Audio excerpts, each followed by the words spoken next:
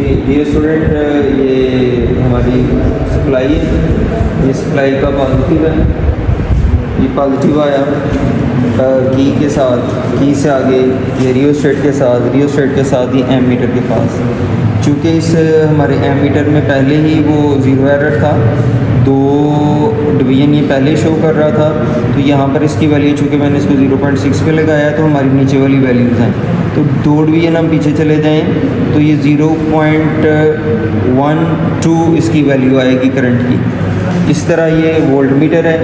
Volt meter की अगर हम रीडिंग देखें तो ये 5 के बाद 1 वाला शो कर रहा है, क्योंकि इसको हमने यहाँ पर लगाया था तो इसकी हम ऊपर वाली रीडिंग ले रहे हैं, ये 15 वोल्ट वाली रीडिंग ले रहे हैं।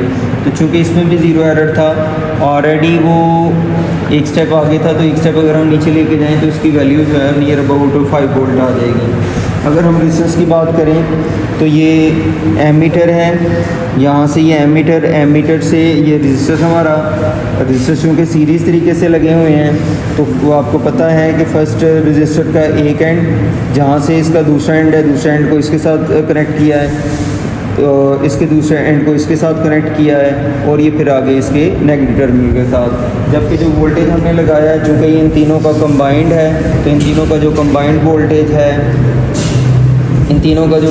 वोल्टेज है वो ये शो कर रहा है, जो कि इस वक्त 5 वोल्ट के लगभग है। अब हम इसी को इंडिविजुअल के लिए भी चेक करेंगे। ये हमारी रीडिंग है जो हम कॉपी पे नोट करते हैं। जैसे कि आपने ये देखा था, मैंने आपको बताया भी था कि इसमें ना इसकी पहले ही एक डिवीज़न आगे होती है, तो ये इसका ज़ीरो एरर है इसका ना। तो जब भी हम लेंगे तो हम अपने ज़हन में रखेंगे हमने एक डिवीज़न कम लेनी है, क्योंकि ये बगैर किसी के। अब ये वोल्ट मीटर के ही 2 हैं, ये याद रखिएगा कि ये जो पॉजिटिव वाला है वो पॉजिटिव वाले की तरफ होना चाहिए, और ये जो नेगेटिव वाला है वो नेगेटिव वाले की तरफ होना चाहिए। जैसे ही मैं इसको इसके साथ कनेक्ट करता हूँ, आप उसकी वैल्यू देखें। चूँकि ये मैंने हाथ में पकड़ा हुआ है, चेंज हो रहा है। 1 मिनट इसको हम कनेक्ट करते हैं, फिर इसकी वैल्यू लेते हैं। इसको कनेक्ट कर दिया है, जैसे ही मैं इसको ऑन करता हूँ, ये देखें वोल्ट मीटर एक वैल्यू देगा। चूँकि ये हमारी आ रही है 2.5 के आगे 2 डिवीजन्स हैं, और जैसे मैंने आपको बताया था कि ये एक पहले ही आगे किया हुआ है, तो इसको हमने एक कम लेना है। 2.5 के बाद हमने एक डिवीज़न लेना है। चूँकि यहाँ पर एक डिवीज़न ये 2.5 से 5 तक 5 डिवीजन्स हैं, जो कि 2.5 बनता है। तो 2.5 को अगर हम 5 पे डिवाइड करें तो ये एक डिवीजन 0.5 की आती है। तो चूँकि हम इसके बाद एक डिवीजन लेंगे तो ये 3 वोल्ट आ रहा है। ये जो फर्स्ट रेजिस्टेंस के क्रॉस वोल्टेज आया है, ये तकरीबन 3 वोल्ट के लगभग आ रहा है।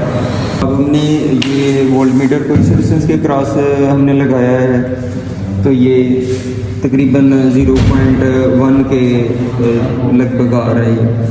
तो अगर हम तीनों रीडिंग्स को देखें, इधर देखिएगा ये वोल्टेज है हमारा, ये इसका वोल्टेज है, ये वो वोल्टेज है जो हमने इसको सप्लाई किया था, ये 8.6 वोल्ट है। अगर हम इसके वोल्टेज की देखें, वो जो आपने पहले नोट किया है वो तकरीबन 3 के लगभग था। अगर हम इसकी बात करें तो ये 5.5 के लगभग था, और अगर हमने इसका नोट किया तो ये 0.1 था। अगर हमने इसके वोल्टेज को अगर हमने टोटल किया है, तो जो टोटल वोल्टेज है वो हमारे अप्लाइड वोल्टेज यानी 8.6 के लगभग आ रहा है। यानी यही जो वोल्टेज है, आप जानते हैं कि सीरीज़ कम्बिनेशन की ये प्रॉपर्टी होती है कि जो हमारा अप्लाइड वोल्टेज है वही डिवाइड होता है तीनों में।